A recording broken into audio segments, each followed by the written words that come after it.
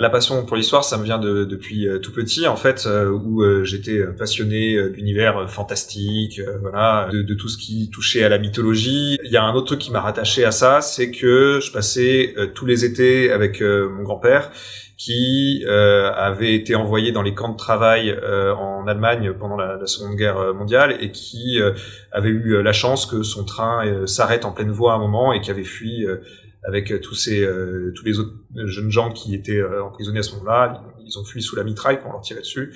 Il a pris le maquis ensuite, et il a par la suite occupé l'Allemagne. Enfin bref, il a eu une histoire un peu rocambolesque avec tout ça. Et j'ai passé enfant, mais des heures et des heures à le questionner, à tout vouloir savoir en détail, même d'une façon photographique, un peu. Mais alors tu dis ça, mais à quel endroit il y avait telle personne, comment ça s'est passé, etc. À quel endroit t'as tiré, voilà. Donc je voulais tout savoir à ce moment-là.